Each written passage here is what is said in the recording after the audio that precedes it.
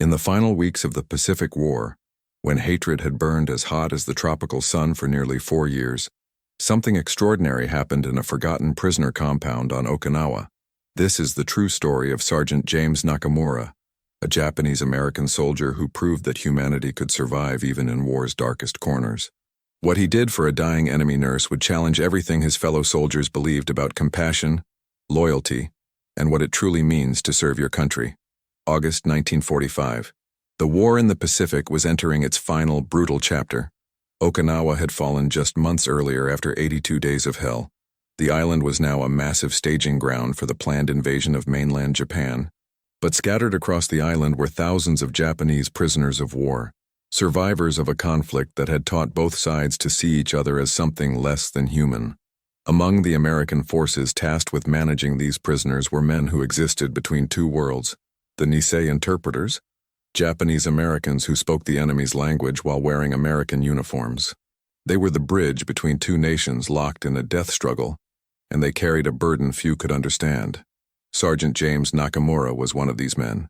Born in Sacramento, California in 1921, Jim had grown up picking fruit in the Central Valley, attending American schools, playing baseball with white kids who sometimes called him names but mostly just called him Jim.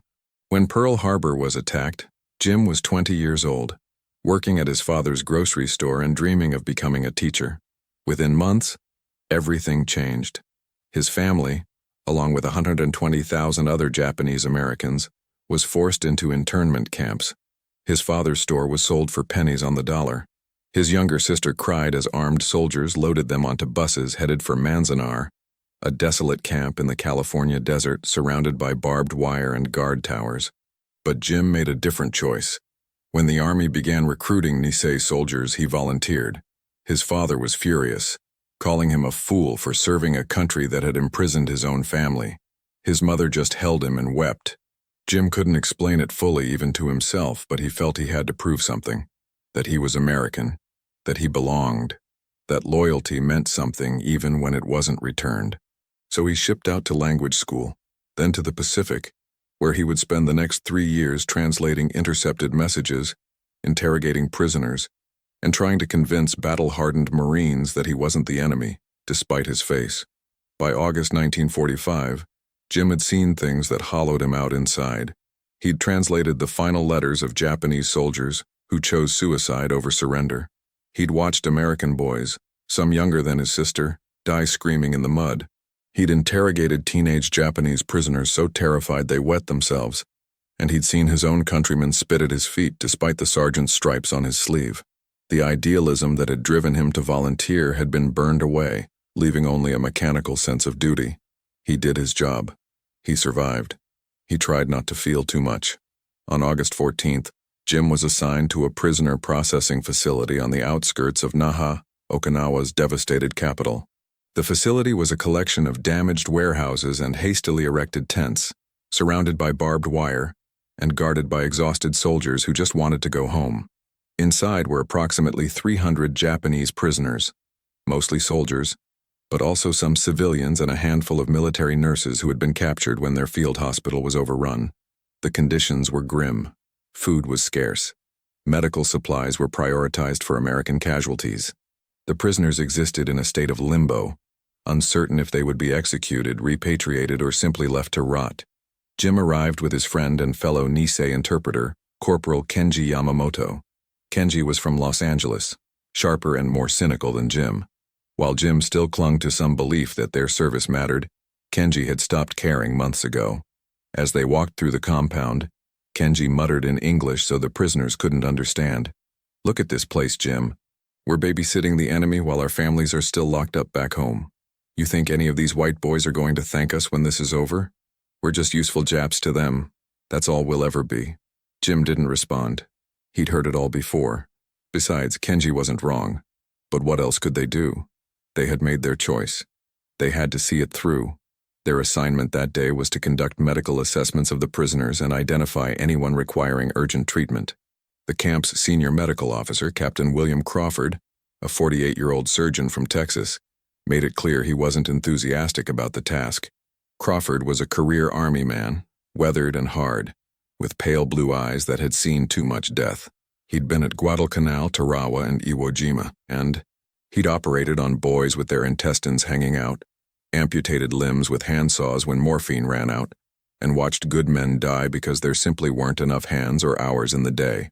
Crawford had no love for the Japanese. He'd seen what their soldiers did to captured Marines.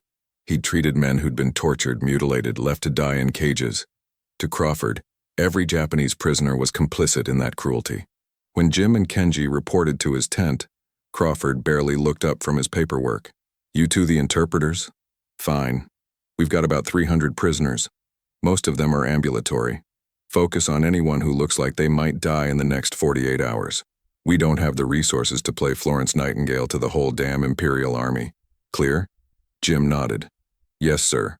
We'll prioritize critical cases." Crawford finally looked at him, his gaze cold. "Just so we understand each other, Sergeant. I don't care that you speak their language. I don't care about your story.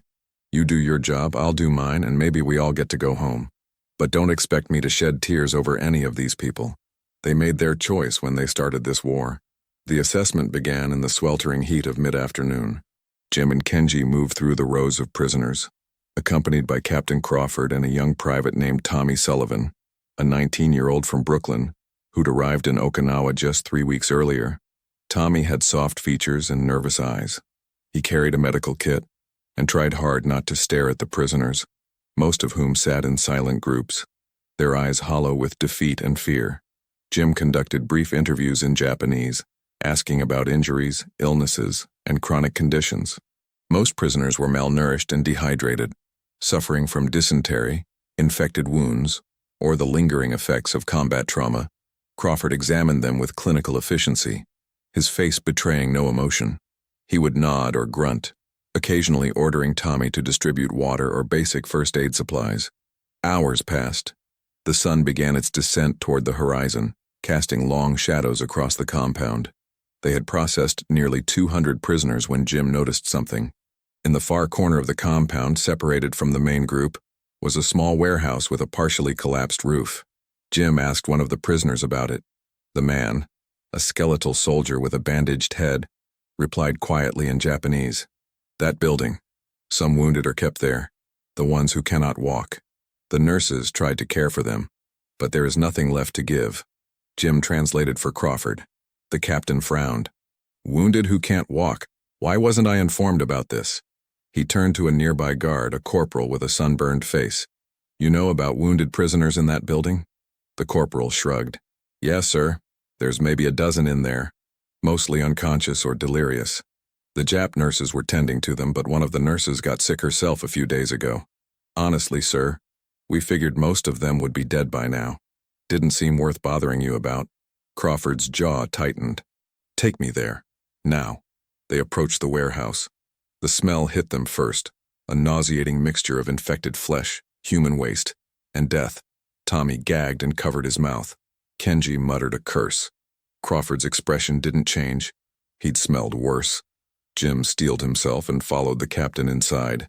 The interior was dim, lit only by cracks in the walls and roof. The floor was concrete, stained and filthy. Scattered across the space were 11 Japanese soldiers in various states of dying. Some lay on torn blankets, others directly on the concrete. A few were conscious, their eyes tracking the Americans with dull fear. Most were still. 2 were clearly already dead. And in the corner, collapsed against a wooden crate, was a young woman in the tattered remains of a Japanese army nurse's uniform. Her face was pale, her breathing shallow, her eyes were closed. Jim approached carefully and knelt beside her. He spoke softly in Japanese. "Can you hear me? We're here to help." No response. Jim gently touched her shoulder. She flinched but didn't open her eyes. He noticed her uniform was stuck to her back, the fabric crusted with dried blood and pus. The smell was overwhelming. Jim looked up at Crawford. "Sir, this nurse needs immediate attention. Her back is severely infected." Crawford came over and crouched down. He reached out to examine her, then hesitated. He'd seen infections like this before. If the wound was as bad as it smelled, touching her without proper sterile equipment could spread the infection or cause excruciating pain. He stood up. "We need to get her to the medical tent. Sullivan, find a stretcher." But as Tommy turned to leave, Jim noticed something. The nurse's breathing had become more labored. Her lips were cracked and bleeding. She was dehydrated, feverish, and fading fast. Moving her in this condition, across the compound in the heat, might kill her. Jim looked at the wound on her back again. The infection was advanced. The pus and necrotic tissue needed to be cleaned, or she wouldn't survive the night. He made a decision. Jim stood and removed his field jacket. Kenji stared at him. "Jim, what are you doing?" Jim didn't answer. He turned to Tommy. "Private, I need you to boil water. Clean water. As much as you can, as fast as you can." Crawford frowned. "Sergeant, what are you planning?" Jim met the captain's eyes. "Sir, if we move her now, she'll die. That wound needs to be debrided and cleaned immediately. I'm going to do it here." Crawford's expression hardened. "You're not a medic, Sergeant. You're an interpreter. I grew up helping my mother treat farm workers who couldn't afford doctors, sir. I know how to clean a wound, and I speak her language. If she wakes up in pain, I can calm her." For a long moment, Crawford said nothing. Then he nodded slowly. "Fine, but if she dies, it's on you. Sullivan, get that water boiling. I'll supervise." Over the next hour, Jim worked with a focus he hadn't felt in months. Tommy returned with a canteen of boiled water, still steaming. Jim let it cool slightly, then carefully began to pour it over the nurse's back. The moment the hot water touched her infected wounds, she screamed, a raw, agonized sound that echoed through the warehouse. Jim spoke to her softly in Japanese, his voice steady. "I know it hurts. I'm sorry. But this will save your life. Please, trust me." She writhed, trying to pull away, but she was too weak. Jim continued, gently but firmly, washing away the pus and dead tissue. The water ran dark with blood and infection. Crawford watched, his face unreadable. Kenji stood nearby, silent. Tommy looked away, his hands shaking. The other prisoners in the warehouse, those still conscious, watched with wide eyes. One of them, an older soldier with a missing arm, whispered in Japanese, "Why is he helping her? He's the enemy." Jim heard him but didn't stop. He poured more water, cleaned more carefully, his hands gentle despite the horror of the wound. Slowly, the infection began to clear. The nurse's screams faded to whimpers, then to labored breathing. Jim used strips of clean cloth from his own pack to create a makeshift bandage. When he was finally done, he sat back, exhausted. His hands were covered in blood and pus. His uniform was soaked with sweat. But the nurse was still breathing. Her fever seemed to have broken slightly. She would need antibiotics, proper care, but she had a chance now. Crawford stared at Jim for a long moment. Then he turned to Tommy. "Get a stretcher. We're taking her to the medical tent. I'll treat her there." As Tommy hurried off, Crawford looked back at Jim. "Why did you do that, Sergeant?" Jim was silent for a moment, then he spoke quietly. "Because no one else spoke her language, sir." Crawford's eyes narrowed. "That's not what I meant. She's the enemy.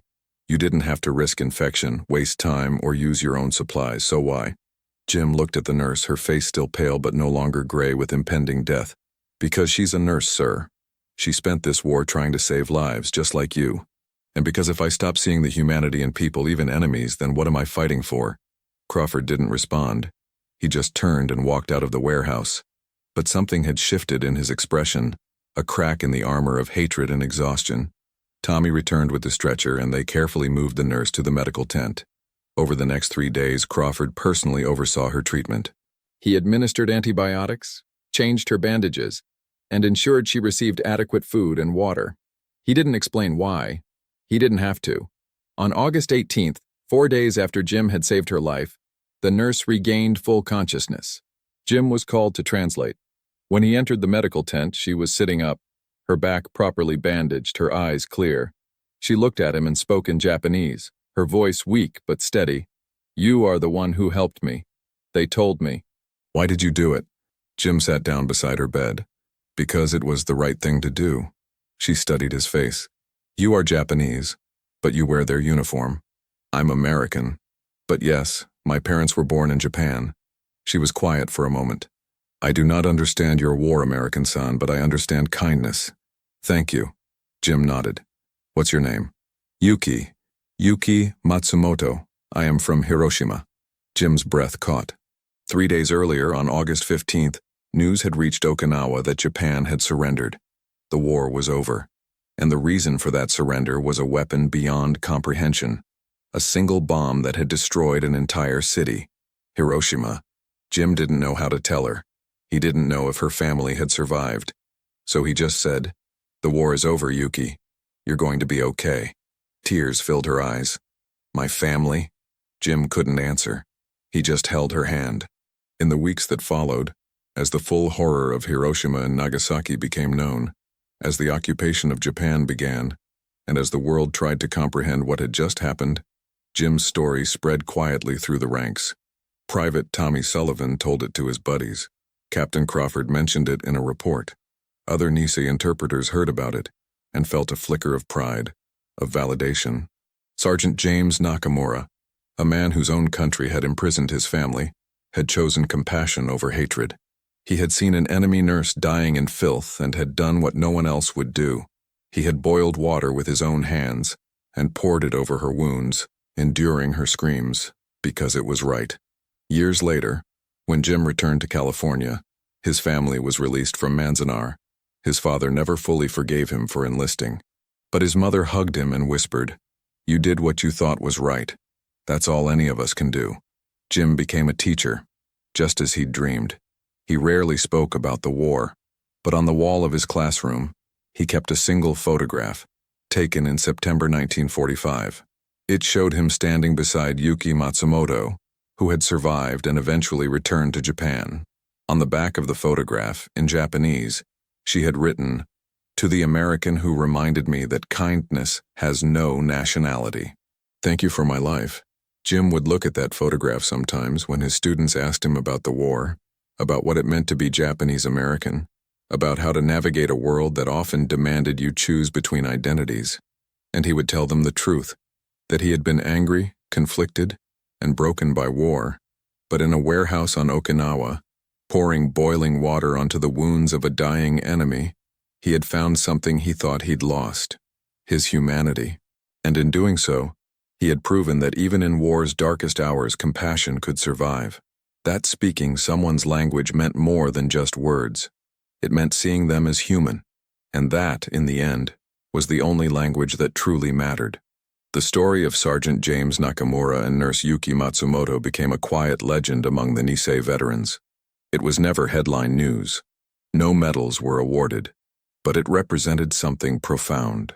The men who fought for a country that doubted them, who bridged two cultures in the middle of a brutal war, had proven that loyalty and compassion were not weaknesses, but strengths, that the ability to see humanity in the enemy, to act with mercy when hatred would have been easier, was the truest form of courage.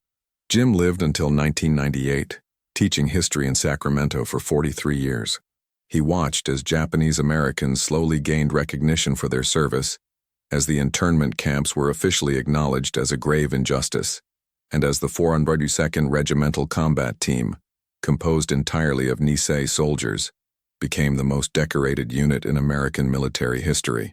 He attended reunions with other Nisei veterans, men who had carried the same burden, the same split identity, the same desperate need to prove themselves.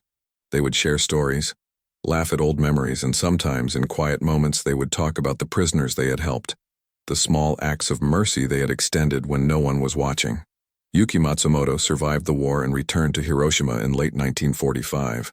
Her family's home had been vaporized in the atomic blast, but her parents and younger brother had been visiting relatives in the countryside that day. They survived. Yuki spent the rest of her life working as a nurse in Hiroshima's reconstruction hospitals, treating hibakusha, the survivors of the atomic bomb, many of whom suffered from radiation sickness and lifelong trauma. She never married. She dedicated herself entirely to healing. In the 1970s, when relations between Japan and America had thawed, she wrote a letter to the U.S. Army, trying to find the Nisei soldier who had saved her life.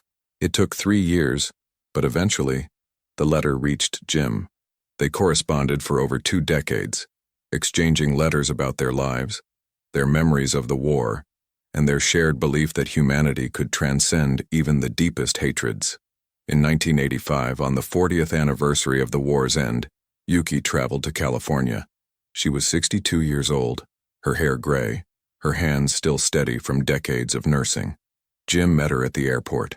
They embraced like old friends, though they had only spent a few days together 4 decades earlier.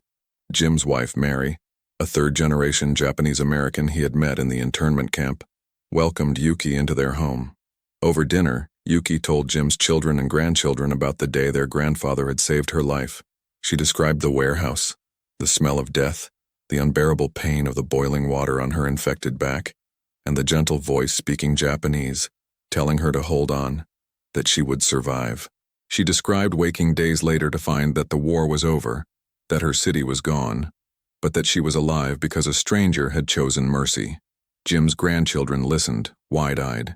They had known their grandfather was a veteran, but he rarely spoke about the war in detail. Now they understood why. The war had been hell, but in that hell, their grandfather had found a way to remain human. Captain William Crawford also survived the war. He returned to Texas, resumed his medical practice, and tried to forget the things he had seen. But he couldn't forget the Nisei sergeant who had knelt in filth to save an enemy nurse. In 1952, Crawford wrote a letter to the Department of Defense, recommending Jim for a commendation. The letter was filed away and forgotten, lost in the bureaucratic shuffle of post-war America. But Crawford kept a copy. When he died in 1979, his daughter found the letter among his possessions, along with a journal entry from August 1945. It read, "Today I watched a man I had dismissed as just another Jap prove that he was more American than most of us. He showed mercy when I had none left to give. I don't know if that makes him a hero, but it makes him a better man than me. Maybe that's what we should have been fighting for all along. Not victory, but the chance to remain decent." Private Tommy Sullivan, the young soldier from Brooklyn who had witnessed Jim's act of compassion, carried the story with him for the rest of his life.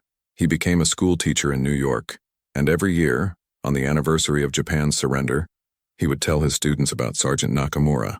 He would describe the warehouse, the dying nurse, and the Nisei soldier who had removed his jacket, boiled water, and poured it over her wounds while speaking softly in a language the enemy could understand. Tommy would tell his students that war was terrible, but that even in war, individuals could choose kindness, that humanity was not a weakness to be discarded in times of crisis, but a strength to be protected at all costs. Corporal Kenji Yamamoto, Jim's cynical friend, also survived. He returned to Los Angeles, worked as a mechanic, and spent years angry at the country that had used him and discarded him. But in 1988, when President Ronald Reagan signed the Civil Liberties Act, formally apologizing for the internment of Japanese Americans and providing reparations to survivors, Kenji wept. He called Jim that night. "Maybe it meant something after all, Jim. What we did. Maybe people will remember." Jim replied quietly, "They'll remember if we tell them, Kenji. That's our job now, to make sure they remember." The story of the Nisei interpreters and soldiers like Jim Nakamura is not widely known. They served in the shadows, translating intercepted messages, interrogating prisoners, and risking their lives in a war against a country that looked like them. They were called Japs by their own comrades, suspected of disloyalty, and denied basic recognition for decades. But they served anyway. They proved their loyalty not with words, but with actions. And in doing so, they helped win the war in the Pacific. Without the Nisei linguists, American forces would have been blind to Japanese strategy, unable to communicate with prisoners, and ignorant of critical intelligence. The Nisei were essential, but for years they were invisible. Jim Nakamura's act in that warehouse on Okinawa was not unique. Across the Pacific, other Nisei soldiers performed similar acts of mercy, treating enemy wounded, protecting prisoners from abuse, and reminding their fellow Americans that the Japanese were human beings, not monsters. These acts were rarely recorded, almost never celebrated, but they represented the best of what America claimed to stand for. The idea that all people, regardless of race or nationality, deserved dignity and compassion, that even in war there were lines that should not be crossed, that mercy was not weakness but the highest form of strength. In 1998, when Jim passed away at the age of 77, his funeral was attended by hundreds of people, former students, fellow Nisei veterans, and even a few former Japanese prisoners of war who had immigrated to America and tracked him down over the years. Yuki Matsumoto, now 75 and frail, flew from Hiroshima to attend. She placed a single white chrysanthemum on his casket and whispered in Japanese, "Rest now, my friend. You carried your burden with grace." The eulogy was delivered by Jim's oldest grandson, a lawyer in San Francisco. He spoke about his grandfather's life, his service, and the photograph on the classroom wall. He ended with these words, "My grandfather taught me that being American is not about where you were born or what you look like. It's about what you do when no one is watching. It's about choosing compassion when hatred would be easier. It's about speaking the language of humanity, even when the world demands you speak the language of war." That was his legacy, and it's a legacy worth remembering. Today, the story of Sergeant James Nakamura is preserved in the archives of the Japanese American National Museum in Los Angeles. The photograph of him with Yuki Matsumoto hangs in the museum's permanent exhibition on Nisei soldiers.